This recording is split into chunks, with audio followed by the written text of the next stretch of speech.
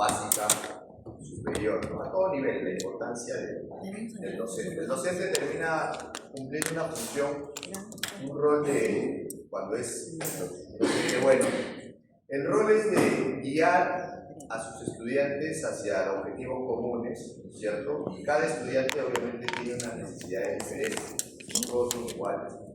Pero hay cosas que ustedes aprenden acá que no van a aprender en los libros. Y es lo que siempre les he dicho desde la primera clase. Se lo repito, estamos a la mitad del curso, ya casi un poquito más de la mitad. Lo que se aprenden son habilidades blandas o cosas que no se pueden aprender pues vía virtual o no se pueden aprender fácilmente solamente leyendo el libro, ¿cierto?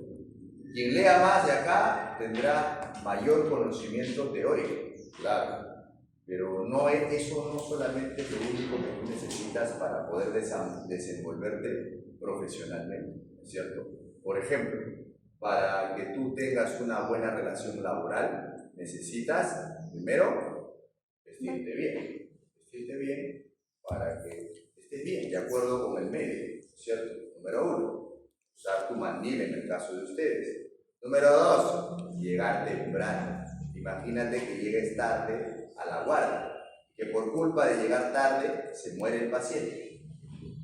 Imagínate el juicio que te vas a llevar. Entonces, los que les gusta llegar tarde por diferente motivo, tienes que entender desde ahora que esa conducta tienes que eliminarla de tu cabeza. ¿Por qué? Porque el problema va a ser para ti finalmente. El problema va a ser para ti, porque si hay alguna complicación o algo que pase y no llegues a tiempo, no estás estudiando una carrera que no sea sensible, es una carrera que tiene que ver con el cuidado de la vida. La vida humana es lo más preciado que hay. La vida humana y probablemente la libertad de la persona. Entonces, si ustedes van a estar relacionados con esto, tienen que aprender habilidades muy específicas que les va a poder permitir desenvolverse adecuadamente. Entonces, yo siempre por eso me preocupo en ustedes, que lleguen temprano, me preocupo de que presten atención, me preocupo de que no se estén metiendo las manos a los bolsillos, porque eso implica la buena postura que tiene el médico, ¿no?, ante el paciente. ¿Qué pensarías tú de tu médico cuando vas y el médico te habla así? ¿Tiene mala postura? Sí, señor, sí, está mal, está difícil. No, pues, no. El médico ya de por sí, por su misma condición de médico frente al paciente, está en una situación de superioridad. No porque estamos hablando de conocimiento, sino porque el médico va a solucionar un problema y el paciente espera de que su médico le solucione el problema. Pero también la confianza que yo le voy a dar al médico depende de lo que yo vea en esa persona. Y no necesariamente de lo que yo escuche, sino de lo que yo vea. ¿Qué confianza me puede dar un médico que está mal vestido? ¿Qué confianza me puede dar un médico que no está adecuadamente arreglado, aseado? ¿Qué confianza me puede dar un médico que está mal parado? Entonces, todo entra por los ojos, chicos. Todo entra por los ojos, ¿de acuerdo? Entonces, eso es lo que tienen que ustedes interiorizar. Yo no sé si en otros laboratorios sean tan exigentes como yo en esa parte, pero a mí sí me interesa, porque son cosas que no lo van a aprender probablemente en su casa, porque son cuestiones de quehacer cotidiano del médico, pero sí son cosas que se van a ver reflejadas cuando ustedes vayan a la clínica. Por eso cuando yo me encuentro con los chicos que ya están ahorita en clínica, en cirugía, me agradecen, me dice: doctor, muchas gracias por usted. Hemos estado diferentes y hemos sido preparados a la parte de clínica.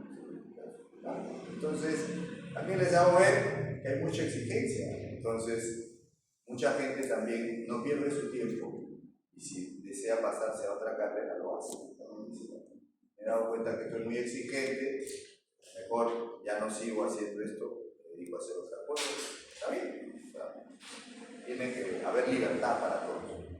Muy bien, lo que vamos a hacer el día de hoy es una dinámica diferente. Vamos a hablar sobre un conversatorio. Y así como el día de hoy van a haber varios conversatorios. Como es su primer conversatorio, Yo lo voy a hacer dirigido para que ustedes entiendan qué es lo que quieren. Si nosotros leemos el conversatorio, que es de una página nomás, podríamos acabarlo en 5 minutos, 10 minutos, no hay muchas cosas que decir. Pero yo les voy a hacer dar cuenta que dentro de ese conversatorio hay muchísimas cosas que buscar, muchísimas cosas que encontrar. Normalmente, en los conversatorios son basados en casos clínicos. Estos sí son casos clínicos, ¿no? En el caso de que va a haber una entrevista del paciente, hay unos exámenes de laboratorio, hay un examen físico del paciente. Eso es un caso clínico. No esas preguntas de 2 renglones que se le hace a un enunciado clínico y que todo el mundo dice, pregunta caso clínico el profesor, pregunta caso clínico el profesor. No es un caso clínico, el caso clínico es un enunciado. ¿Por qué te noto tan inquieto, Pedro? ¿Qué pasa? ¿Por qué estás inquieto? ¿Le hablas a Santiago? ¿Le hablas a Fátima? ¿Qué pasa? ¿Cuál es tu problema? ¿Cuál es tu caucao? Tranquilo, por favor, tranquilo. Estás con los muñecos del examen, desesperado, me ganó Flavia, ya te ganó, pues, hermano, ¿qué vas a hacer? Ya te ganó. Así son las mujeres. Ahora las mujeres están avanzando en la medicina. Miren ustedes la cantidad de mujeres que cuando yo estudiaba, la mitad eran hombres, la mitad eran mujeres. Ahora, cada vez hay más. Es el único grupo que creo que hay 3 hombres, 4 hombres. Hay un grupo que es puras mujeres. En morfofisiología hay un grupo puras mujeres. No puedo decir nada, porque si no me caen. Entonces, así está cambiando los sistemas. La mujer se está empoderando y eso está bien, ¿cierto? Siempre y cuando tengas en cuenta también como mujer que existe algo que está en contra de ti, el miedo. Los hombres también, obviamente, ¿no? Pero el hombre puede ser papá hasta los 100 años, no pasa nada. La mujer no. La mujer no puede ser madre a la edad que le da la gana. No. Puede ser de repente con vientre subrogado. ¿Qué cosa es vientre subrogado? Que se quiere ganar un punto y medio. Vientre de alquiler. Muy bien. Eso sí sabe cosas. Claro. Vientre de alquiler, así es. ¿No? Sí. El problema es la energía, ¿no? Quieres tener tu hijo a los 50 años, 60 años. ¿Con qué energía? Complicado. Muy bien, chicos. Entonces, vamos a hacer el conversatorio dirigido. Vamos a tomar varios datos de ahí. Vayan apuntando, porque no crean que voy a gastar mi saliva por las puertas verjas. Todo puede ser pregunta para ustedes. Antes era más sencillo porque antes tomábamos pasito cada semana. Toda la semana, pasito. Entonces ya estaba más preparado. Ahora consideramos más la participación, hacemos que participen más activamente y bueno, esa es la idea. A ver, ¿de qué se trata el conversatorio o el prueba?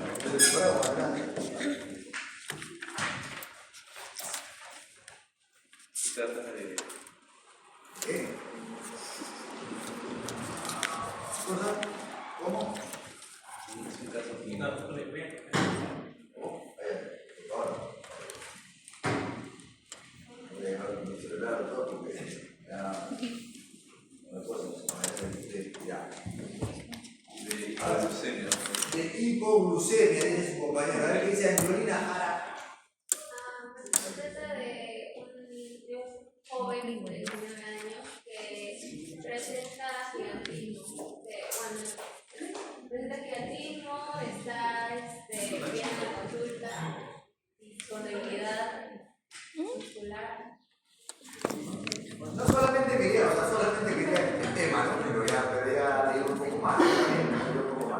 Vamos a empezar a leer. A ver, Luciana Iparraguirre, comience a leer, por favor. Adelante. Vamos, Luciana, por favor. Tú que has impreso tu conversatorio para no tener problemas y leerlo bien. Atentos. Fátima, ¿por qué te haces? Siéntate acá delante de Fátima, por favor. Ayer estaba tranquilo, Pedro. Tú has llegado y el hombre está desesperado. Lo veo desesperado, no sabe qué decir. Te traigo algo, un cafecito, ¿no? ¿Qué pasa? ¿Ah? Ya. ¿Qué página hay? Ya, a ver. ¿Cuándo ves estos circuitos? Dios bendito. Ni sabe. Yo te pregunto, ¿ese es un conversatorio, hija? ¿Ese es un conversatorio? Esa es la práctica 1. A eso me refiero. O sea, estamos llegando a ese punto que ya no se sabe ni lo básico. Su compañero le pregunto, conversatorio de hipoglicemia. Tu compañera ya había empezado a hablar del caso, el caso de gigantismo, no sé qué.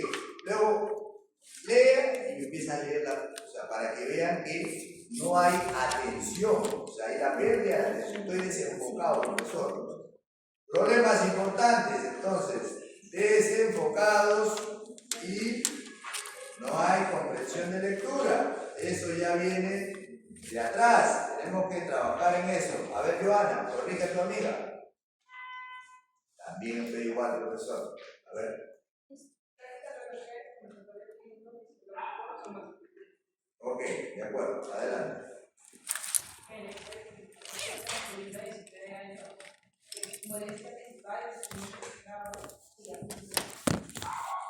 Ya, ahí no.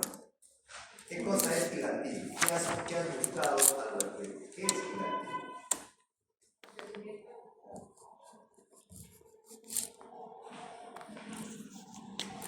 Pero el crecimiento puede ser longitudinal o el crecimiento puede ser transversal.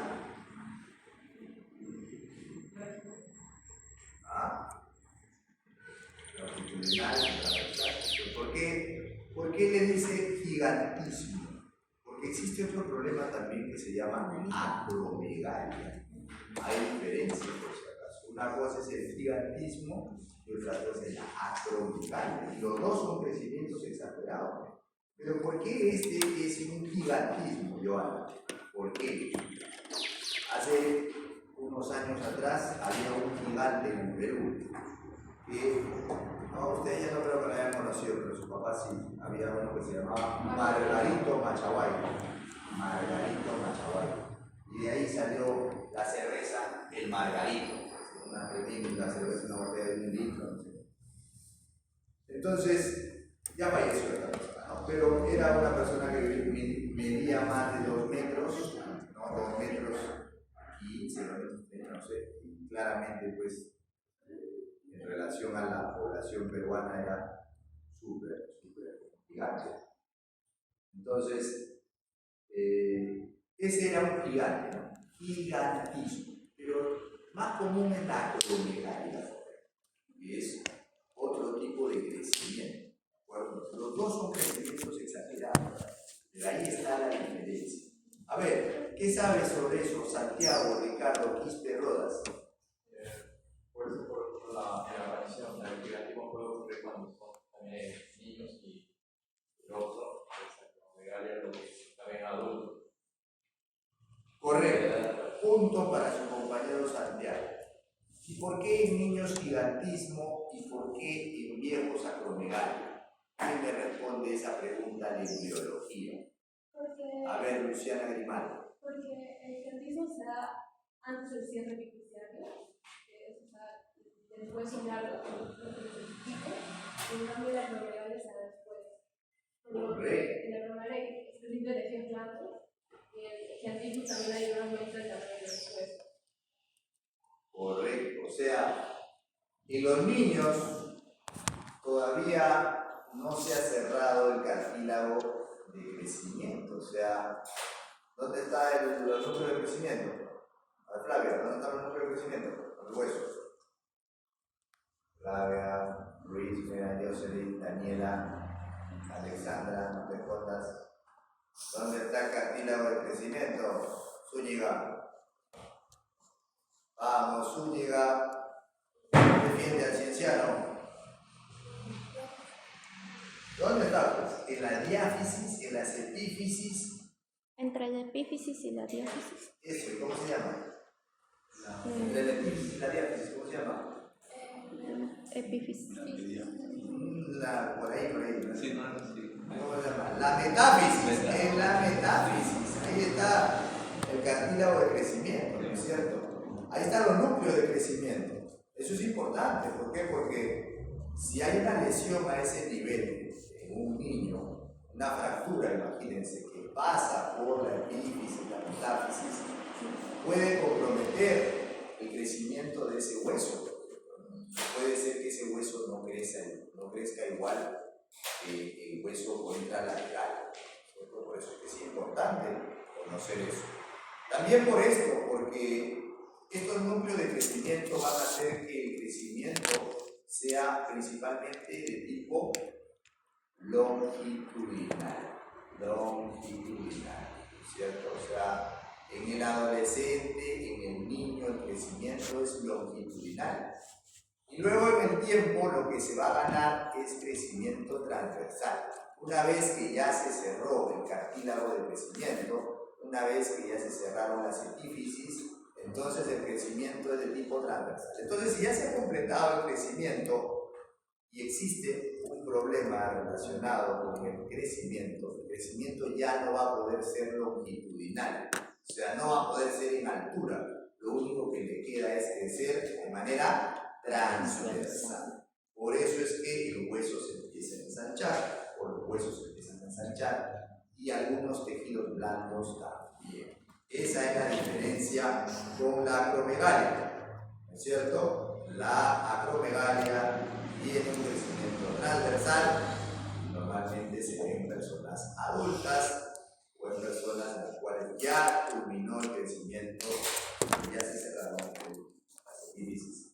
En el caso del gigantismo, es el mismo problema, solamente que todavía, como no se han cerrado las epífisis, sigue aumentando el crecimiento longo. ¿De acuerdo? Muy bien. Antecedentes. A ver, Daniela, adelante. El paciente tiene padres y hermanos normales. Él mismo fue normal hasta los 10 años, cuando comenzó a presentar un crecimiento exageradamente rápido. La tasa de crecimiento continuó al percentil 99 durante 2 años y después permaneció entre los percentiles 50 y 75 durante 2 años más. A los 14 años de edad, la concentración de la hormona de crecimiento AHC en el plasma era de 113 mg sobre decilitro. ¿113 qué? ¿Qué es nanogramos sobre decilitro. Normal, 10 por por decilitro. Normal de 10 a 20 nanogramos por decilitro, y no aumentó por la inyección de la insulina, ni disminuyó por la inyección de la glucosa. La concentración de glucosa sanguínea en ayunas fue de 110 miligramos por decilitro, normal de 70 a 110 miligramos por decilitro. La prueba de tolerancia de la glucosa indicó que se encuentra en el límite para ser considerado diabético. No se encontró glucosa en orina. El fósforo inorgánico del suero era de 8 miligramos por decilitro, lo normal de 3 a 3.5 miligramos por decilitro. En el periodo inicial de crecimiento rápido, el paciente se conservó fuerte y vigoroso, pero durante los 2 últimos meses tuvo debilidad y atrofia muscular. Desarrolló debilidad específica en las manos, lo cual le dificultaba incluso sostener el lápiz y escribir o utilizar los utensilios para comer. Muy bien, hasta ahí creo que la historia bastante interesante para hacer varias precisiones. A ver, ¿por qué hay la pregunta, por qué le dicen los antecedentes precisan, ¿no? ¿Por qué ponen el paciente tiene padres y hermanos normales? ¿Por qué será importante decir eso? ¿Es importante? ¿No es importante? ¿Por qué lo han dicho? ¿Por qué lo deberían decir? A ver, ¿quién me responde esa pregunta?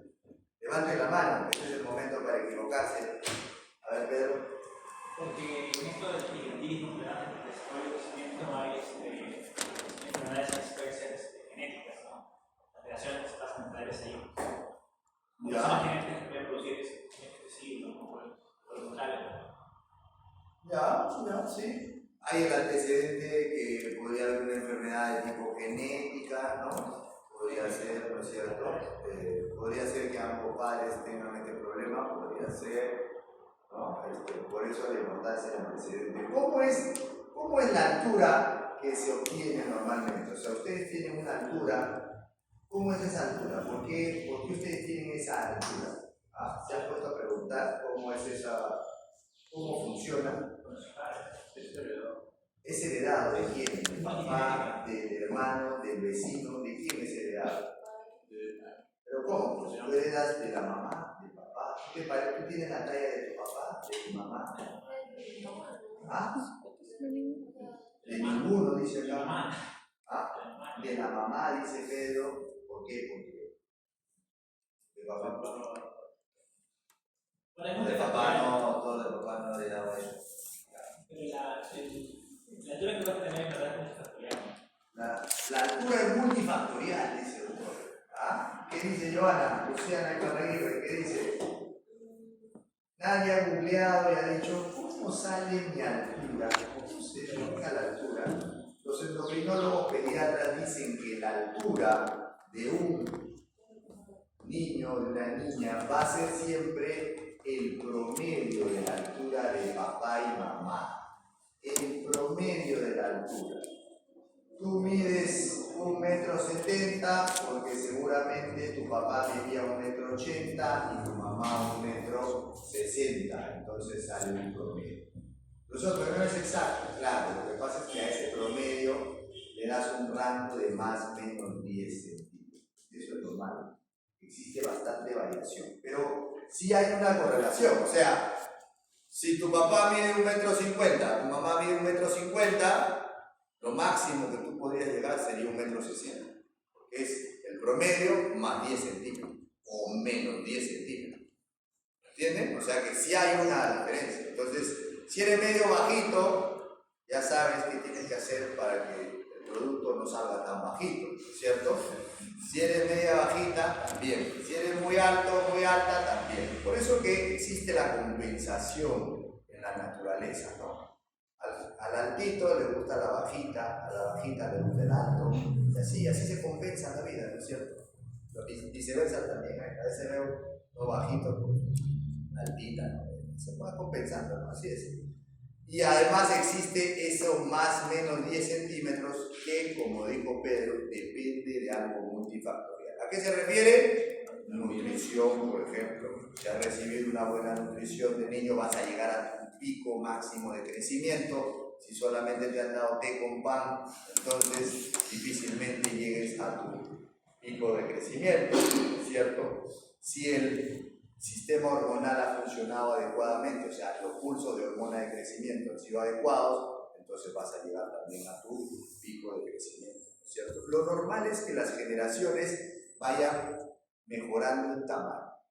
Normalmente todas las generaciones, una generación se considera entre 15 y 20 años, las generaciones normalmente van mejorando, o sea, gana 1 o 2 centímetros cada generación. O sea, que esta generación tiene un promedio de altura mejor que el anterior y así supuestamente el tiempo debería mejorar. ¿Por qué? Porque la alimentación también está mejorando, ¿cierto? La gente ahora come más proteína, hace más actividad física, tiene algunos patrones de sueño diferentes a los antiguos. Entonces hay cosas que hacen de que vaya mejorando eso. Muy bien. Ahora, ¿qué tendrá que ver? ¿Qué tendrá que ver cuando dice él mismo fue normal hasta los 10 años cuando comenzó a tener un crecimiento exageradamente rápido? Además, la tasa de crecimiento continuó en el percentil 99. ¿Qué cosa quiere decir que está en el percentil 99? ¿Alguien ha leído eso? ¿Alguien ha revisado eso? ¿Por qué me hablan de percentil, Pedro? Bueno, cuando se habla de percentil se habla de promedios, ¿no? O sea, cuando estás en un percentil 50, significa que en este caso tu estatura tu estatura estaría dentro del promedio, ¿no?, de la población. Cuando existe el percentil 99, indicaría que solamente el 1% de personas de su edad tendrían esa talla, ¿no? O sea, debería estar en un percentil 50, 60, tal vez, ¿no? O sea, así es. El crecimiento en general se habla en percentiles, por si acaso, eso lo van a ver cuando lleven pediatría, último ciclo 14, no, perdón, 13, 14, 12, ciclo 12. 12º ciclo van a llevar pediatría, y en pediatría les van a enseñar que la curva de crecimiento normal de las personas, de los niños especialmente, se mide en percentiles, ¿no? El percentil significa de que nosotros vamos a hablar de porcentaje, a eso se refiere percentil. Y ese percentil, siempre nosotros nos tenemos que guiar de lo normal. Siempre lo normal va a ser el promedio o lo que la mayoría presenta, ¿cierto? Y la mayoría se ubica en el percentil 50. Cuando vimos, por ejemplo, la curva de disociación del oxígeno con la hemoglobina, habíamos visto que había una curva que se iba a la derecha o se iba a la izquierda. Pero esa curva estaba ubicada en el percentil 50, o sea, en la mitad, ¿cierto? Y eso iba a variar. Si se iba a la derecha, disminuía la afinidad del oxígeno por la hemoglobina. Si se iba hacia la izquierda, aumentaba la afinidad del oxígeno por la hemoglobina. O mejor dicho, de la hemoglobina por el oxígeno. En este caso, todo lo que se acerca al percentil 50 es normal. El crecimiento de esta persona, como dice Pedro, está en el percentil 99. Significa que solamente el 1% de la población estaría por encima de los valores que él presenta, ¿cierto? Entonces, ¿quiénes serían esos? Probablemente sean pues, personas de papá y mamá muy altos. ¿Cuál es la población más alta en el mundo? ¿Dónde se ubican las personas más altas del mundo? En China, Japón, en Corea, en Estados Unidos, en África. En África, dice su compañera Giovanna, no es cierto. En África, en los Países Bajos. Contrariamente al nombre, en los Países Bajos, es decir, lo que antiguamente se llamaba Holanda, los nórdicos están más arriba, ¿no? Pero digamos, de todos ellos, en Holanda, o mejor dicho, en los Países Bajos, es donde se encuentra la altura promedio de hombres y mujeres más alta de todo el mundo. No estamos diciendo que solamente los hombres, solamente no. Estamos hablando de general. Su compañera dijo en África. No, en África no son las mujeres o los hombres más altos. Son los hombres con otros atributos, no con altura. No con altura. ¿Ya? Entonces, eso es importante tener en cuenta. ¿De acuerdo? Ahora, vamos a precisar también de que esto tiene una razón de ser. O sea, este muchacho tiene 19 años. La adolescencia es un periodo que se ubica entre qué edad y qué edad. Por ejemplo, ¿ustedes son adolescentes o no son adolescentes? Ya no dice. A ver, Wilfredo, ¿qué edad tiene usted, Wilfredo? 20. 20. Hasta los 19. 21, no sé por acá. Hasta los 19. Hasta los 19, ¿no? De 11 a 19. De 11 a 19, dice un compañero. ¿Qué le parece? No, de 13. De 13 a 19. Porque la pubertad es de 11. Pero que no está desarrollado totalmente la llegar hasta los 21. A ver, déjenme hablar de Ivana. 10 a 19, punto para Ivana. Lo he buscado rápidamente, vale la pena.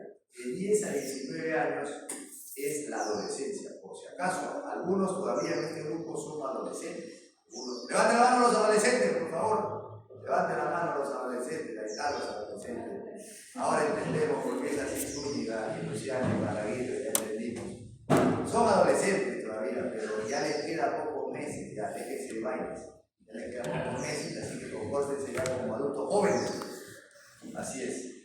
Y entonces, bueno, pero empieza tan temprano como los 10 años. Por si acaso esas siglas que estamos hablando, esas cifras, no son cifras de una persona, son cifras de la OMS, la Organización Mundial de la Salud, define la adolescencia entre los 10 años y los 19 años. ¿Ya? Por si acaso. Entonces, esa es la razón de todo esto, o sea, varias cosas que comentar. Dice que, por ejemplo, esta persona ha estado en algún momento en el percentil 50 y 75, un par de años, pero después, a los 14 años de edad, la concentración de la hormona de crecimiento, dice, la concentración de la hormona de crecimiento del plasma era de 113 nanogramos por decilitro, cuando lo normal era hasta 20. ¿Ah? Y dice, y no aumentó por la inyección de insulina ni disminuyó por la inyección de glucosa. Ahí viene lo bueno. Entonces, ¿qué cosa es la hormona de crecimiento? Ya me ha hablado la primera clase de dominio con la doctora, ¿no? ¿Cómo que no? La doctora. No hemos tenido todavía. ¿Para el domingo? ¿Qué le digo? Virtuales, algo virtuales. ¿Qué le digo? Ahora me entendió la doctora cuando le dije, doctora, hay cruce con morfo. No, doctor, no hay No, pero problema. digo que no te tenía que ir al ministerio. ¿Cómo? No te tenía que ir al ministerio. ¿Tú le crees? Ya. Entonces, la realidad es la clase de morfo. Puede ser, ¿no? puede ser de repente, ¿no? Pero es lo más probable. Ayer era viernes, ¿no? Los viernes hay clase de morfo. Miércoles. Yo llego al hospital. Puede ser, claro. Entonces, mire, va.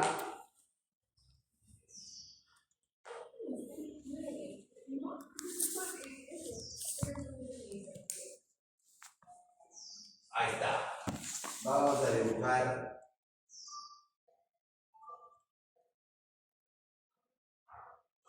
la glándula maestra del sistema nervioso central. ¿Cómo se llama?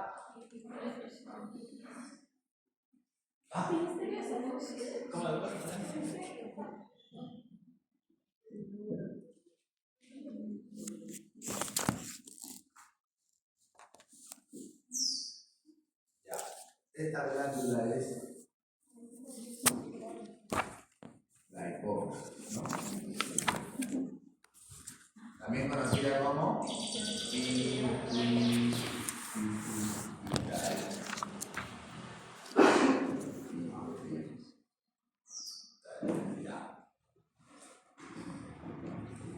Miren, ¿no? Entonces, lóbulo anterior o eso, adeno, hipófisis. El nombre nomás ya te está diciendo qué cosa es. Adeno significa glándula, ¿de acuerdo? Lóbulo posterior o neuro, tiene que ver con algo nervioso, es un componente nervioso, es diferente. ¿Por qué? Porque biológicamente la adenohipófisis se desarrolla de una estructura diferente a la neurohipófisis. Son diferentes, o sea, su origen embriológico es diferente, por si acaso. Lo que tenemos arriba, ¿qué cosa es? El jefe, el men, el man, depende en qué país está, puede ser el men, puede ser el man. El hipotálamo es el jefe, el boss, el big boss, el CEO, ¿no es cierto? Así es, ese es el que comanda. ¿Qué hace el hipotálamo? ¿Qué hace el hipotálamo? Zúñiga, Incacayo, Juvenal. ¿Cómo?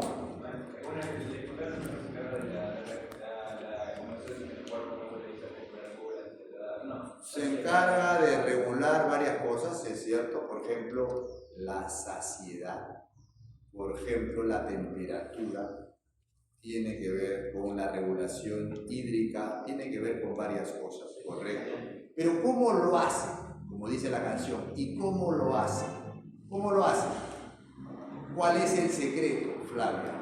Secreta hormonas liberadoras. ¿Qué secreta? Secreta hormonas liberadoras o factores liberadores ¿hacia dónde?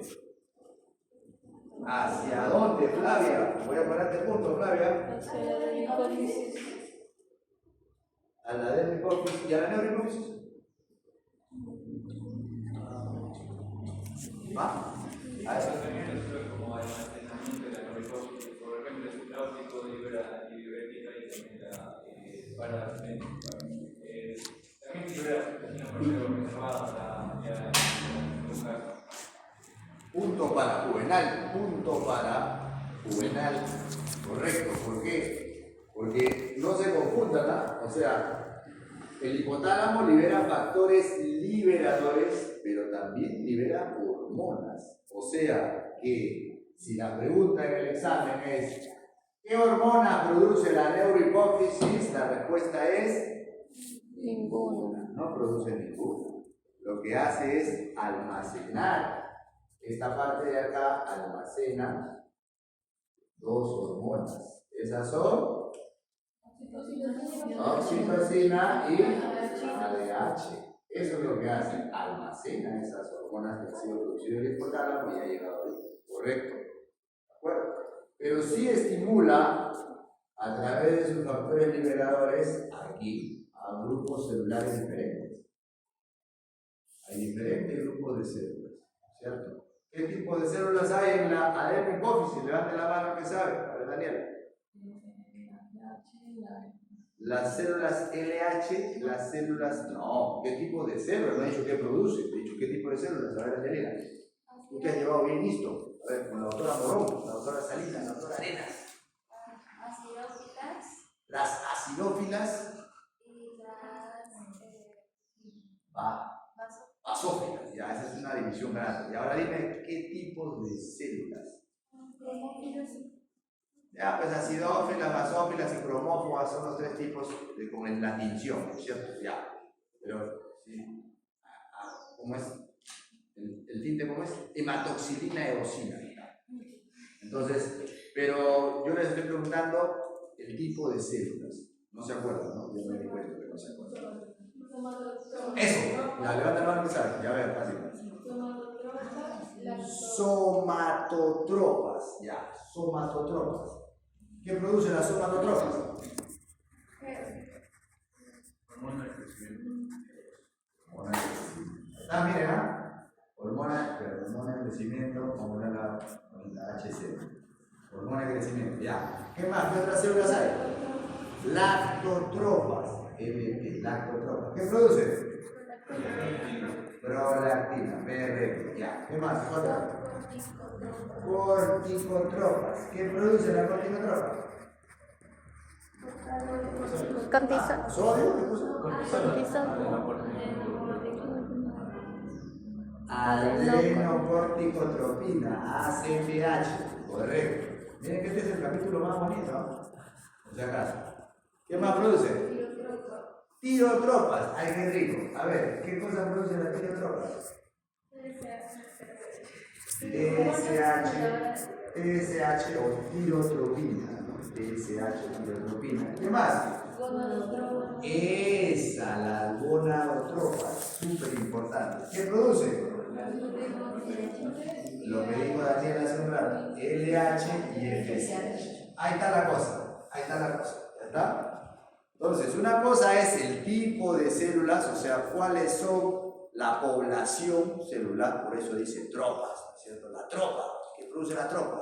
Una tropa produce somatotropina, hormona de crecimiento, es lo mismo, ¿no? Somatotropina, hormona de crecimiento, es lo mismo.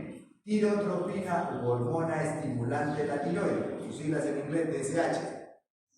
La prolactina o somatomamotropina. La ACTH, hormona adrenocorticotrópica. LH, hormona luteinizante y FSH, hormona folículo estimulante. ¿De acuerdo? Entonces, ahí están todas las hormonas. Ahora viene, ¿dónde van a actuar? No vamos a hablar de todas estas porque para eso están las clases y lo demás. Solamente quería que tengan claro de dónde está viniendo la hormona de crecimiento. ¿De acuerdo? Entonces, tiene que haber un estímulo del hipotálamo, hablemos solamente de la hormona de crecimiento, para que pueda producirse esta hormona de crecimiento. ¿No es cierto? Entonces, ¿qué cosa produciría el hipotálamo para que salga la hormona de crecimiento? Hormona liberadora de la hormona de crecimiento. Esas son sus siglas en inglés, ¿no? Sus siglas en español sería hormona liberadora de la hormona de crecimiento. Siglas en inglés o en español. R, porque viene del inglés, viene de release, de liberar, hormona liberadora de la hormona de crecimiento. Otra cosa bien importante, inglés, no puede salir de la facultad de medicina sin saber inglés, está muerto. Toda la información más actualizada primero se escribe en inglés. Entonces, claro, también hay en español, ¿no? Pero probablemente los idiomas más raros, hay investigaciones muy buenas, y lo primero que van a hacer es publicarse en inglés. Entonces, vas a perder tiempo si no sabes hablar inglés. ¿Ya? Y probablemente de acá a unos años, seguramente será importante hablar chino mandarín. Entonces, atentos con eso que estamos mencionando. Muy bien, ¿y qué pasa lo que he dibujado acá? Lo que he dibujado como un par de cachos. ¿Qué cosa es esto? ¿Ah? La silla turca, ¿de dónde? Punto para Angelina. Que hace tiempo no se gana un punto. A ver quién más ha participado. Ya, yo me acuerdo. Fátima ha participado. Wilfredo ha participado. A ver, sentí que te puse. ¿Qué más? Angelina. Joana participó. María Julia, no sé qué pasa, que no está participando. Juvenal ha participado. Muy bien. De acuerdo. Santiago, ¿qué ha participado? A ver, ¿me recordar?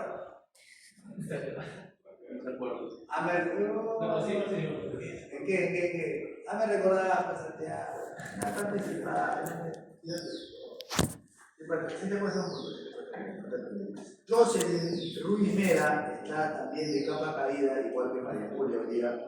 ¿Por qué? Porque ha venido así va hoy día. Y se ha dedicado a estudiar Gales, por eso ha pasado. Doctor, el hipotálamo creo que también, A ver, así como atenta, su compañera va a decir algo. el hipotálamo, así como también libera la hormona de crecimiento, también libera inhibidor de esa hormona, que es la somatostosina. También libera un inhibidor de esta hormona de crecimiento. Sí, correcto. ¿Cómo se llama? Somatostosina. ¿Cómo qué? Somatostosina. Somatostonina. Somatostatina. Somatostatina. Somatostatina.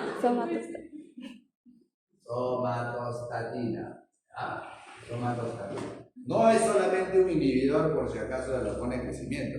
Es un inhibidor de todo. O sea que todas las hormonas se inhiben ante la somatostatina. ¿De acuerdo? La somatostatina inhibe la función del hipotálamo, inhibe a esta hormona de crecimiento y a las otras también, por si acaso. Por si acaso. Y la dopamina. Y la dopamina también funciona como un factor inhibidor. ¿Pero de quién? ¿Pero de quién? Principalmente de la prolactina. La dopamina también es conocido como PIF, factor inhibidor de la prolactina. Dopamina. Por si acaso. Muy bien.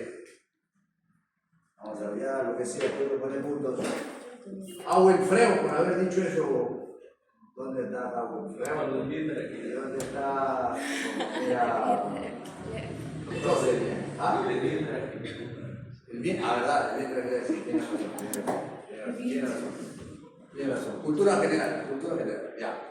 Muy bien, entonces, cada vez viene más adelante ya, ¿no? Eso ya, la última ya está por acá ya. Muy bien, entonces, estamos entendiendo lo que sobre el caso, ¿no es cierto? Luego dice algo bien interesante, dice, la concentración estaba por encima de lo normal, ¿no es cierto? No aumentó por la inyección de insulina ni disminuyó por la inyección de glucosa. ¿Qué tendrá que ver la inyección de insulina y qué tendrá que ver la inyección de glucosa? A ver, Flavia, adelante. Cuando investigué leí que la glucosa actúa como un inhibidor de la hormona de crecimiento, de tal forma que si se le inyecta insulina y disminuye la glucosa, se estaría incrementando la acción de la hormona de crecimiento, mientras que si hay más insulina y se le inyecta insulina, debería disminuir la hormona de crecimiento. Correcto. Rebobinando entonces, Flavio. Si aumenta la glucosa en sangre, o sea, en otras palabras, si aumenta la glucosa en sangre, quería decir qué cosa. Esto es igual a decir glucemia, ¿cierto? Glucosa en sangre.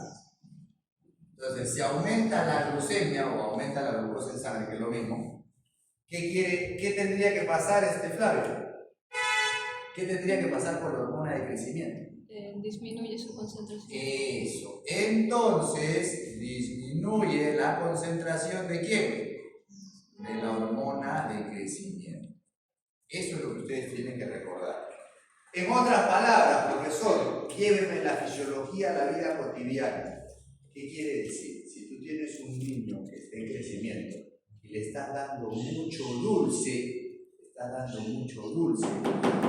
le gusta comer todas esas chucherías para aumentar la glucosa en la sangre, tú piensas que le estás haciendo un bien. No le estás haciendo un bien porque estás disminuyéndole la concentración de la hormona de crecimiento. O sea, va a ser gordo, pero va a ser chato. Eso es lo que va a pasar. Entonces, no le estés dando a tu sobrino, a tu hermano, a tu primo dulces, ¿no? Por favor, hermano, déjame a solas con Luciana, toma tu chupetín. No, no hagas eso, no hagas eso. ¿Ah? No hagas eso. Dale mejor su quinoa, su maca, una cosa para que no aumente tanto la glucemia, pero que aumente. ¿Cuál es el mejor estímulo? ¿Cuál es el mejor estímulo para que aumente la hormona de crecimiento? ¿Cuál es el mejor estímulo para que aumente la hormona de crecimiento? ¿Saben?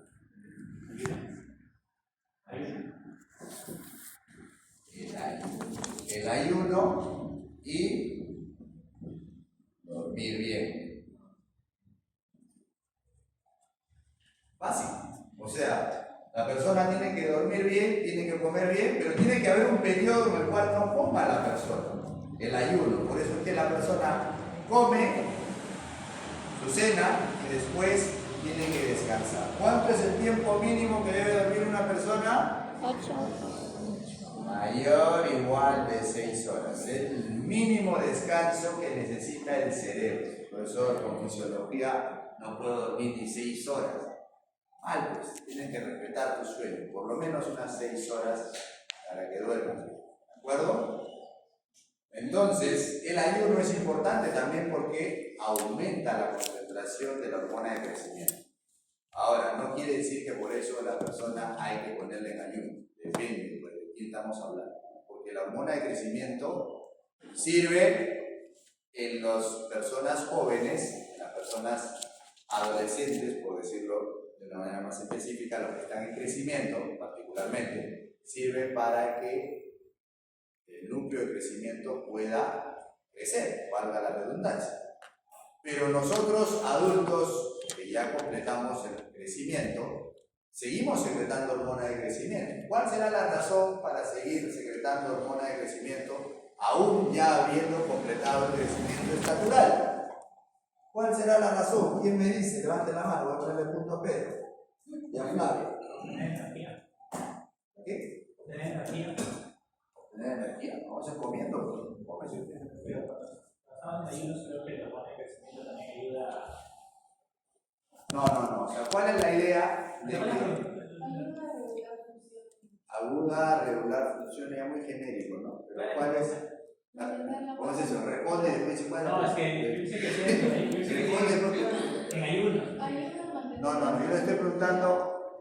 La hormona de crecimiento en niños sirve principalmente para que crezcan. La hormona de crecimiento en los adultos, ¿para qué miércoles sirve? Para no crecer más, dice ya. Para Mantenimiento de la masa muscular puede ser. salud metabólica. Salud metabólica. Metabolismo. Pero son sinónimos, ¿no? En realidad lo que nos sirve es para la reparación celular. Cuando ustedes están en el transcurso del día, su cuerpo se está inflamando. Su cuerpo se está inflamando producto de todas las actividades que están realizando. Está pensando mucho, está usando mucho las neuronas, su cuerpo en general, sus articulaciones. Entonces necesita, ¿qué cosa? Necesita hacer reparación. ¿Cómo vas a hacer la reparación? Descansando. ¿Por qué descansando? Porque cuando uno duerme y cuando uno ingresa a la fase de sueño REM, también conocido como sueño MOR, movimientos musculares rápidos, es en este momento en el cual se secreta la hormona de crecimiento. En ese momento se secreta la hormona de crecimiento. Por eso es que tienes que dormir bien, porque cuando duermes bien, secretas hormona de crecimiento, y cuando secretas hormona de crecimiento, entonces produce la reparación celular y algo muy importante que se conoce como la recalibración neuronal. Todo el día nuestro cuerpo está recibiendo información diferente. Ya depende de ti qué tipo de información le estás metiendo a tu cuerpo, ¿cierto? Ya depende de ti. No pierdas tu tiempo, ponle la mejor información a tu cuerpo. Entonces, esa información, para que pueda ser procesada adecuadamente, para que pueda ser integrada adecuadamente, requiere la recalibración neuronal. Eso de ahí es posible gracias al buen sueño, y ese buen sueño porque va a producir hormona de crecimiento. Entonces, por eso es necesario la hormona de crecimiento en las personas en general, pero especialmente en las personas mayores. Muy bien, sigamos leyendo. ¿Y qué tendrá que ver con la insulina? ¿Qué cosas han revisado sobre eso? Dice, la glucosa, ya entendimos que si se le puso glucosa y no aumentó, entonces ahí significa algo. No debería haber disminuido o no debería haber disminuido. Pero ambos casos pasó lo mismo, ¿no? O sea, le inyectaron glucosa por la sangre y la concentración de hormona de crecimiento, ¿qué pasó? No hubo cambio. ¿No? A ver, Flavia, ¿qué pasó con En el eso? caso de inyectarse insulina no debería aumentar la absorción de glucosa, lo que significa que hay menos glucosa y habría más concentración de hormona de crecimiento. O sea, en el caso de la insulina, si aumenta la insulina por si acaso es la hormona que nos permite meter la glucosa dentro de la célula. La glucosa dentro de la célula. ¿Ah? Entonces, para que eso pase, esta hormona nos ayuda. O sea, nosotros necesitamos que la glucosa esté no fuera de la célula, sino dentro de la célula para que pueda ser metabolizada adecuadamente, ¿cierto? Entonces, si le estamos poniendo en la prueba a esta persona, le estamos poniendo insulina, ¿qué es lo que esperamos? ¿Esperamos que aumente la glucosa o que disminuya? Que disminuya la glucosa en sangre. Y además, esperamos que pase con la hormona de crecimiento, que aumente o disminuya. Aumenta, ¿no? Porque si está bajando el otro, tiene que aumentar, el otro para compensar. Pero en este caso, no ha habido cambio. O sea, en ambos casos no ha habido cambio. Si aumenta la insulina, lo que debería pasar es que la hormona de crecimiento aumente. Bueno, eso es lo que es la concentración. Eso es lo que debería pasar. ¿De acuerdo? Entonces, no ha pasado eso.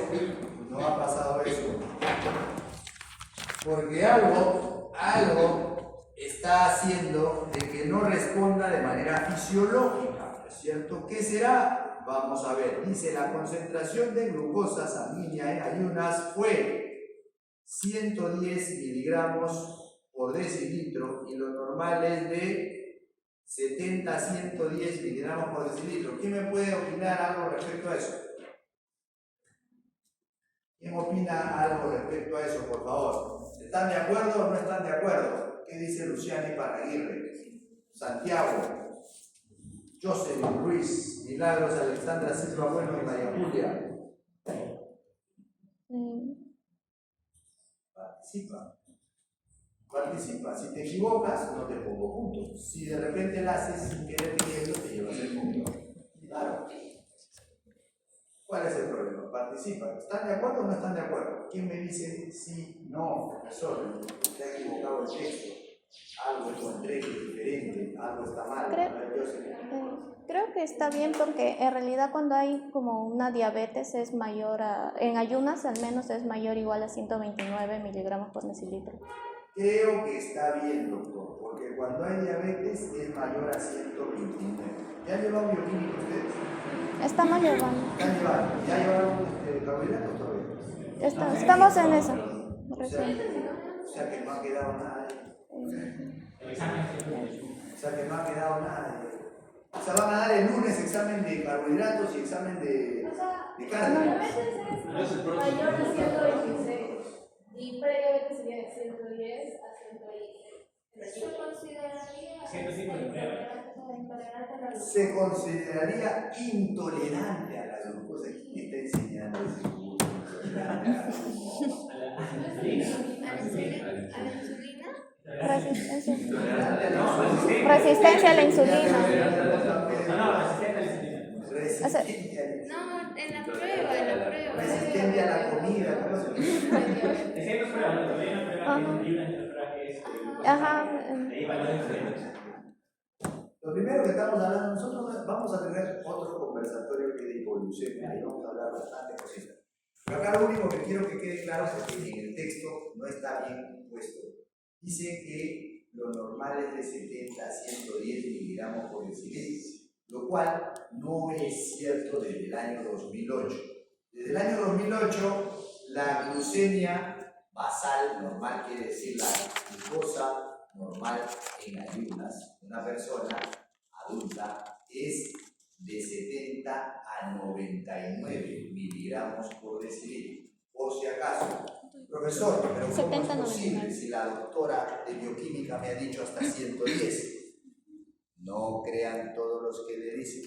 Revisen, para eso tienen chat, GPT, tips y todas las cosas, para que revisen. Puede ser que tu docente, que ya tiene 80 años, te está dictando una teoría de hace 35 años. Puede ser. Entonces, no se confíen.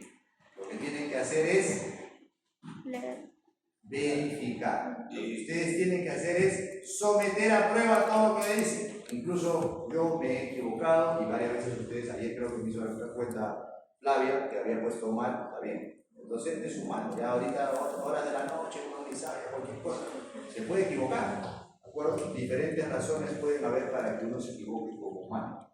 Y está en el docente también, obviamente, reconocer su error, pero también es obligación de ustedes verificar la información que están recibiendo, ¿de acuerdo? Muy bien. Entonces, les repito, el valor normal de la glucosa en sangre en ayunas, de la glucemia en sangre, es de 70 a 99 miligramos por decilitro. No me crean, búsquenlo. No te puedes ir de fisio sin saber este valor normal de la glucosa en ayunas. ¿De acuerdo?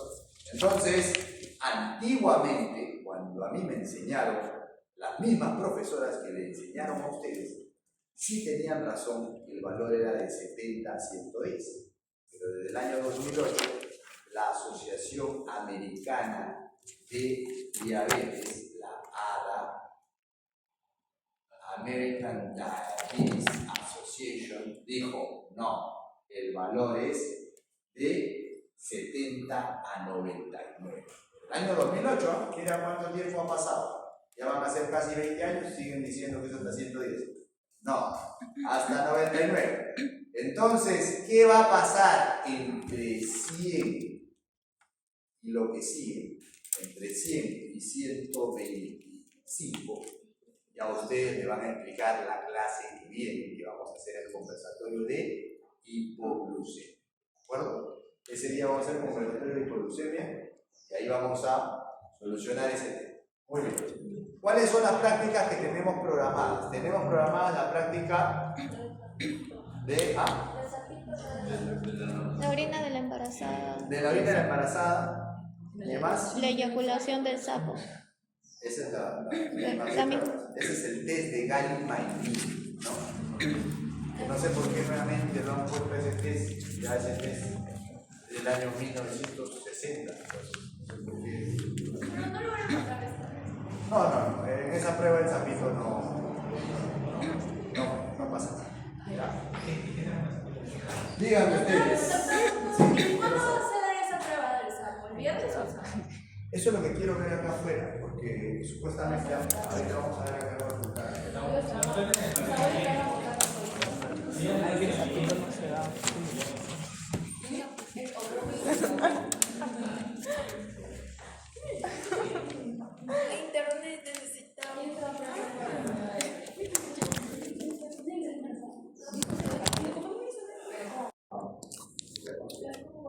Doctor, ¿y el conversatorio sería 2 semanas? El del cuarto, el de En teoría, ¿no? Pero ¿cuándo es el examen? Si es el próximo sábado. Bueno, si va a empezar, ¿cuándo vamos a hacer clases? No, El domingo vamos a recuperar las el clases. domingo van a recuperar la clase ya. Luego de eso, vamos a ver clase el día lunes. Entonces, sí, clase conmigo. Tenemos clase el lunes, toda la semana Después del el lunes, examen. martes, miércoles, jueves. De lunes a jueves tenemos clase. Y luego vienen las clases del doctor Díaz, que son una más. O sea, el examen debe ser el subsiguiente. Entonces, ese profesor. Ya, el examen es el 26, ya lo vi. ¿Qué día fue 26? El lunes, siempre los exámenes son lunes. Ah, no, de... Lunes 26 de mayo. ¿Ah? Y de laboratorio. Y de laboratorio. De Ahora laboratorio. sí, el sábado, sí. Ahora sí está necesitado. No, porque Viernes. tenemos examen de micro, si es en una semana. Mejor que sea antes. Otra vez, de verdad, otra vez. El día viernes hacemos la práctica del examen. Sería el sábado 24, sería el examen. Sábado 24. Y el 26 es el examen teórico. ¿De acuerdo? Muy bien. Muy bien. Entonces, vamos a tratar de que, creo que con eso nos vamos a regular para que ustedes lleguen a la par, ¿no? Porque lo malo es estar en otro capítulo y estar todavía estudiando otro capítulo anterior. Yo creo que con eso nos vamos a poner aquí, ¿de acuerdo? Ya, vamos a continuar con lo que hemos mencionado. Dice, la prueba de tolerancia de la glucosa, que la vamos a ver la otra semana, indicó que se encuentra en el límite para ser considerado diabético. No se encontró glucosa en orina. Muy buen dato. ¿A qué se refiere o qué sería? ¿Qué indicaría eso que dice que no se encontró glucosa en orina? A ver, ¿qué dice el libro? Allá, de que no hay, o sea, que sus riñones están aparentemente bien, porque la glucosa se tiene que, no debería haber glucosa en la orina porque hay la reabsorción y si no, y si hay glucosa en la orina es porque no está habiendo bien la reabsorción. Pero el riñón puede reabsorber todo lo que le da la gana de glucosa. ¿O hay un límite? A ver, Daniela. El límite que puede, o sea, máximo es 180 miligramos. Eso, Daniela. Muy bien. Eso, Daniela. Muy bien. O sea, hay un umbral renal para la filtración. O hay una tasa renal de filtración de la glucosa. Más conocido como umbral. Umbral significa un límite. Es un límite el cual el riñón dice, hasta esta cantidad yo puedo procesar de glucosa. Pasada esta cantidad, simplemente abro las compuertas y que se vaya todo el exceso del azúcar porque ya no tengo cómo reabsorber. ¿De acuerdo? Y ese valor es 180 miligramos por decilitro, por si acaso. ¿De acuerdo? Esa es pregunta de examen también. 180 miligramos por decilitro. No puede decir de fisiología sin tener ese dato claro. ¿Cuánto es? ¿Por qué? Porque a partir de ahí aparecen las manifestaciones de las diabetes. Muy bien. Sigamos entonces. ¿Qué más dice? Dice que el fósforo inorgánico del suelo era 8 miligramos por decilitro cuando el valor máximo era 3.5 miligramos. Yo les pregunto a ustedes, ¿quién tendrá que ver acá el fósforo inorgánico? ¿Tendrá algo que ver? María Julia, Flavia. Uno de los efectos de la hormona de crecimiento es el metabolismo del fósforo. A nivel renal se absorbe el fosfato y no, causa reabsorción. ¿Cómo? Flavia, por favor, a ver, ¿cómo es eso? A Ustedes, María Julia, Milagros, participen por favor. Luciana y Paraguirre. A ver. Hay una retención de fósforo a nivel renal y una Ya. absorción a nivel intestinal. ¿Pero por qué? ¿Producto de qué? Claro, hay una retención, pero ¿producto de qué? ¿Cuál es el problema? A ver, ¿qué es más eso?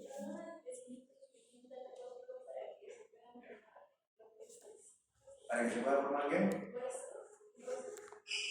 Ah, muy bien, María Julia, vamos por ahí. Entonces, lo primero que tenemos que recordar es nuestra clase de histología, ¿cierto? ¿Qué les decía la doctora Morón, la doctora Arena, la doctora Salinas con respecto al hueso? El hueso es el principal órgano de reserva de calcio. ¿Cómo se guarda el calcio? ¿Cómo? Forma de cristales de hidroxiapatita.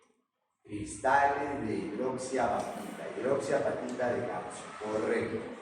Pero también este calcio va de la mano con algo. ¿Va de la mano con qué?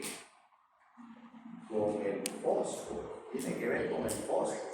¿Acuerdo? El fósforo y el calcio están de la mano. En el metabolismo del calcio también está incluido los fosfatos, el fósforo. ¿De acuerdo?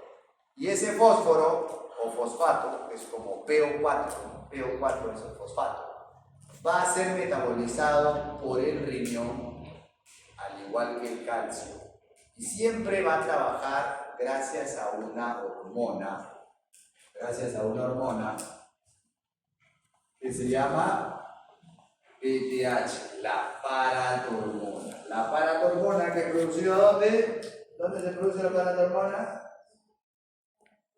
En las glándulas paratiroides, que están a su vez dentro de la glándula tiroides, ¿no es cierto? Son las que van a reabsorber parte del calcio del hueso para poder hacer que aumente la calcemia, ¿de acuerdo? La cantidad de calcio en sangre. Pero al momento de que mueven eso, también hace que se movilice fósforo. ¿Qué va a pasar en el caso de la hormona de crecimiento? Para que el hueso crezca, necesita entonces que se estimule el crecimiento, y cuando empieza a crecer es porque empieza un remodelado. O sea, los osteoblastos, que son los que sintetizan hueso, van a empezar a construir hueso, pero también van a liberar ¿qué cosa? Fósforo. Por eso es que hay ese aumento, ¿de acuerdo? Muy bien. ¿Qué más? Dice, punto para Flavia. A ver, lo que sí te puse.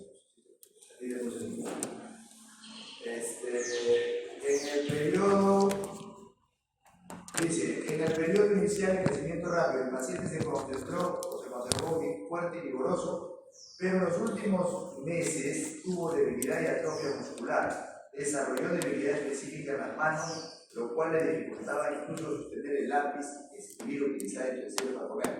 ¿Por qué pasa eso? ¿Qué pasó? A ver, ¿quién me explica? ¿Quién me dice? ¿Por qué? ¿Qué pasó? ¿Quién me explica?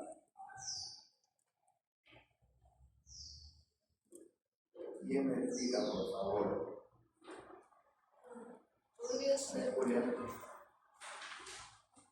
Podría ser que el crecimiento anormal causa compresión de nervios, lo que influye en la función motora. A ver, ¿qué dice Luciana? El exceso de pH de la hormona básicamente genera una fatiga muscular que puede condición motora. Sí, eso es uno. También es cierto lo que dice, Flavia, en el sentido de que este crecimiento de este exceso de producción de la hormona de crecimiento hace de que los tejidos blandos crezcan, ¿no? También el tejido óseo, el tejido blando también crece, y esto puede generar un entrampamiento de algunos nervios. Por ejemplo, a nivel del canal del carpo puede producirse el entrampamiento del nervio mediano, y esto puede producir los síntomas de compresión del nervio mediano. ¿Qué síntomas son los que producen? Parestesia. Es una parestesia, hormigueo. El hormigueo de una determinada zona del cuerpo, que son las parestesias. ¿De acuerdo? Entonces, esto es por un lado. Por otro lado, lo que dice Luciana también es cierto, que si es que ha aumentado esta hormona de crecimiento, puede generar también fatiga en el músculo y atrofia, claro, porque empieza, primero sirve para aumentar la masa muscular, pero si hay en demasía, lo que va a pasar es que va a aumentar la actividad, va a aumentar el consumo, porque el trabajo del músculo va a incrementarse, por lo tanto se va a debilitar. Y eso es lo que termina produciendo a veces también atrofia. Sobre todo debilidad, pero la atrofia más es por el tema de que hay un atrapamiento del nervio mediano y en este caso dice la mano, no puede sostener ni siquiera un lápiz, ¿no? O sea que hay ese tipo de sensación. Examen clínico. A ver, lea por favor. Lea por favor. Milagros Alexandra Silva Bueno. Examen clínico. En el momento de su ingreso, todos los reflejos de las extremidades estaban muy disminuidos. La resonancia magnética cerebral evidenció un tumor de 5 milímetros de diámetro en la silla turca. No se encontró ningún signo de tumor, como visión perturbada o aumento de la presión intracraneal. No obstante, con base en el estudio de imágenes y el aumento de la concentración plasmática de la HC y su insensibilidad para la estimulación o la supresión relacionada con la glucosa, se diagnosticó tumor hipofisiario, microadenoma. Muy bien. Micro viene de pequeño, adeno viene de glándula, oma viene de tumor. Cada vez que vean oma, significa tumor. Ahora, ese tumor puede ser benigno o maligno, ¿cierto? Dependiendo de su comportamiento. Pero oma significa tumor, generalmente tumor benigno.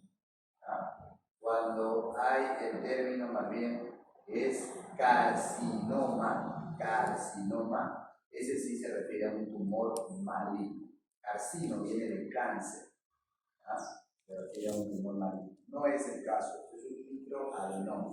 Bastante frecuente, sobre todo en mujeres, pero en este caso es un varón, ¿no? Muy bien. Varias cosas interesantes acá que recordar. Por ejemplo, el hecho de que el examen indicado para ver los tejidos blandos de manera adecuada es la resonancia magnética nuclear. Es un examen muy bueno porque no irradia al paciente, a diferencia de la tomografía y los rayos X, que producen mucha irradiación.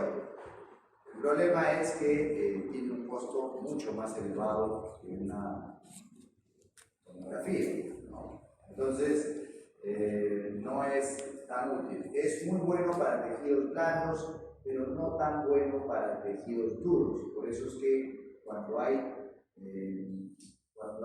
problemas en los huesos, finalmente se pide tomografía. Claro, alguien me dirá, profesor, esto es un problema de los huesos. No, no es de los huesos. O sea, se ve el efecto en los huesos, pero el problema no viene de los huesos. El problema viene de la hipófisis. Lo queremos ver en la glándula. Y como es un tejido blando, pedimos una resonancia del cerebro. Muy bien, entonces se encuentra que hay un tumor de 5 milímetros, que eso se considera un microadenoma.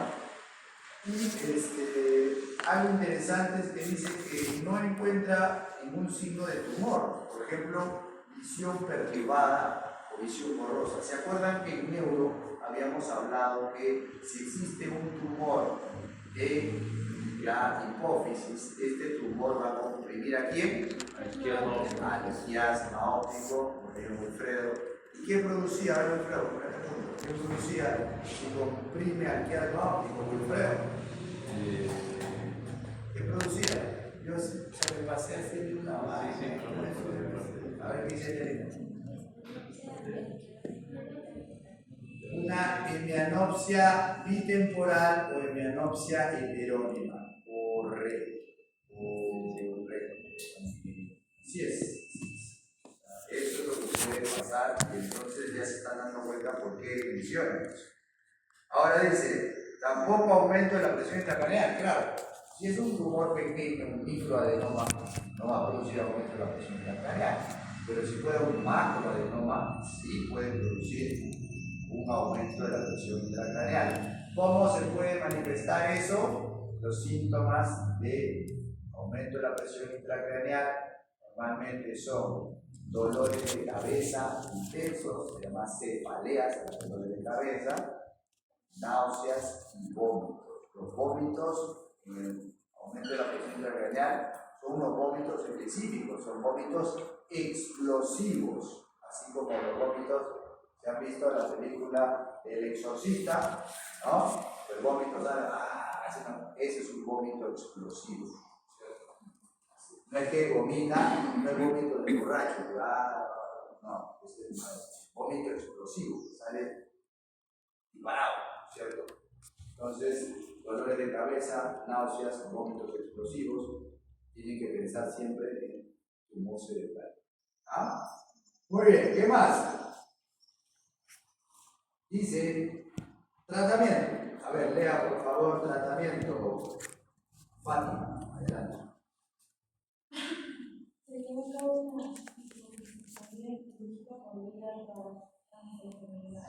¿Cómo?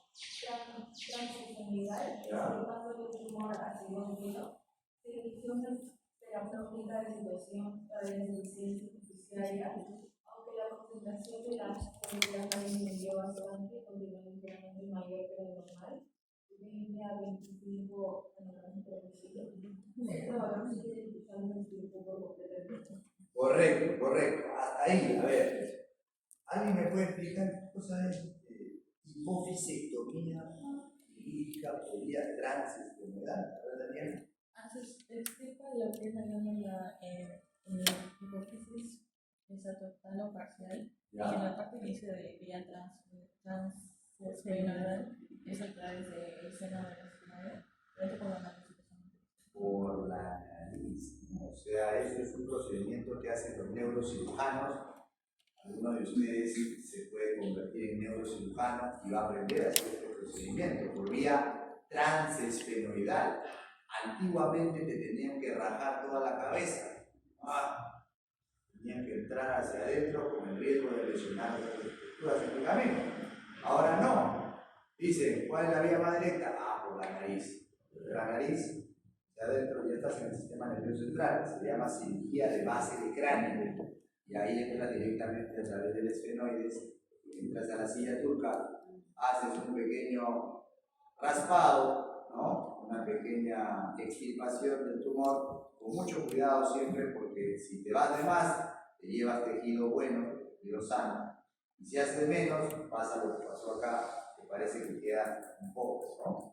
El resto. Sin embargo, siempre hay que ser conservador en las cirugías, especialmente en la cirugía del sistema nervioso, ¿cierto? Porque a veces tratando de hacer un bien, pueden terminar haciendo un mal. Entonces, siempre ser muy cauteloso al momento de estas cirugías, porque quieran terminar haciendo neurocirugía.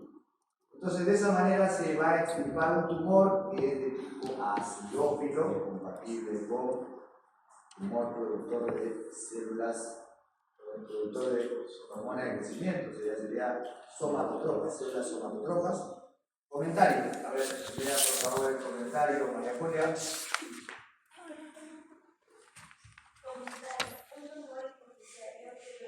Hormona con frecuencia disminuye la producción de las otras hormonas artificiales al convertir el tejido de la glándula y destruir células que producen las demás hormonas. Por ejemplo, la debilidad y la atrofia muscular que desarrollan posteriormente los gigantes artificiales reflejan hasta cierto grado la deficiencia de la corteza suprarrenal. La falta de secreción de gonadotropínas artificiales retarda la pubertad, por lo cual las epífisis no se cierran y continúan el crecimiento del hueso. La mujer adulta que desarrolla este tipo de tumor sufre con frecuencia amenorrea secundaria a la disminución de HM. Se desarrollan síntomas neurológicos a medida que el crecimiento normal ocasiona compresión de los nervios en los conductos a través de los nervios de articulación. En este paciente presente la debilidad de las manos fue causada por presión sobre el nervio mediano en el espacio formado por los huesos de la muñeca y el ligamento transverso del carpo. Síndrome de esfuerzo del carpo. Muy bien, hasta ahí entonces.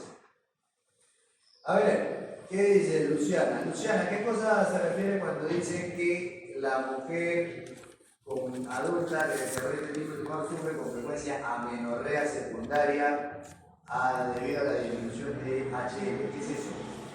¿Qué es amenorrea? ¿Qué es HL? Fátima. Amenorrea es menorrea sin sangrado menstrual. No menstrua la persona. Y es secundaria porque es debido a la disminución de HL. ¿Qué cosa es HL? La hormona luteinizante. Muy bien, Fátima. Muy bien. La hormona luteinizante. ¿Y por qué tendría que ver acá la hormona luteinizante? ¿Han visto ahí lo que dice arriba? La falta de secreción de gonadotropinas. ¿Cuáles son las gonadotropinas? LH y FSH. La falta de secreción de LH y FSH retardan la pubertad, por lo cual las epífisis no se cierran y continúan el crecimiento del cuello. Muy bien, entonces es importante la secreción de hormona de crecimiento en su debido momento. Si se adelanta el crecimiento, entonces puede ser que finalmente termine alterando otras cosas, ¿de acuerdo? Todo en su justo momento. ¿Qué más? Dice arriba.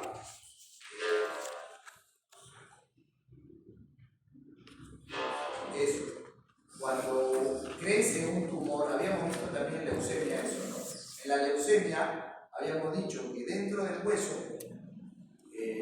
lo que causaba la leucemia era que aumenten los glóbulos blancos, pero ese aumento masivo de glóbulos blancos le quita espacio a los glóbulos rojos y a las plaquetas. Entonces, al final, la persona termina con los otros síntomas derivados de la falta de producción de plaquetas y glóbulos rojos, ¿no? Es igual en este caso. Si hay un gran crecimiento del tumor, no es el caso, pero si hubiera un gran crecimiento del tumor, va a comprimir a las otras células que producen las otras hormonas, ¿no es cierto? Por ejemplo, las gonadotropinas. Entonces eso va a producir directamente retardo en la presentación de la regla, ¿no es cierto? Va a presentar amenorrea, ¿no es cierto? Muy bien. Correcto. Resultados. A ver, Santiago, lea por favor resultados. Aunque la terapéutica de sustitución de hormonas tiroideas para renales y de crecimiento permitirá una pubertad normal y la subsecuente limitación al crecimiento lineal, la continuación de las cifras elevadas de HC puede causar cierta acromegalia y probablemente se requiera la extracción quirúrgica o la retención de los restos del tumor. Ajá, muy bien. ¿A qué se refiere con terapéutica de sustitución? ¿Cómo es terapéutica de sustitución? También se conoce como terapia de reemplazo hormonal. ¿Qué cosa sienten o piensan que es eso? ¿Qué dice Joana? Joana, Lagros, Luciana Armando, Luciana Aguirre. ¿Qué creen o qué consideran que es eso? A ver. Como administrar hormonas artificiales. Administrar hormonas no sintéticas, por no decir artificiales, que lo que van a permitir es ¿qué cosa? Que van a mantener en homeostasis el estado normal de la persona. Imagínense una persona que por un tumor en la tiroides le extirpan toda la tiroides. ¿Qué hormonas tendríamos que darle a esta persona? ¿Tendríamos que darle qué? Hormona tiroidea, es un nombre común, es levotiroxina. Vamos a dar levotiroxina. Seguramente en la familia de ustedes algunos sufren de la tiroides, bien común el hipotiroidismo en las mujeres. Y entonces tienen que tomar terapia de reemplazo con levotiroxina. ¿Cierto? Es una medicina que tienen que tomar a dosis diarias, todos los días de su vida. ¿no? A veces los fines de semana descansan, pero normalmente tienen que tener una dosis completa. Súper importante, si acaso, súper importante entonces tener en cuenta la terapia de reemplazo hormonal. Así como hay para el caso de la tiroides, también habrá para los otros tipos de hormonas. También hay terapia de reemplazo hormonal para el resto de las hormonas, para ACTH, para el resto de las hormonas. Eso lo vamos a hablar en la teoría. Muy bien, ¿alguna duda, pregunta o consulta, por favor? Si no, nos quedamos aquí y nos vemos, por favor, la siguiente clase que se el día viernes. ¿De acuerdo?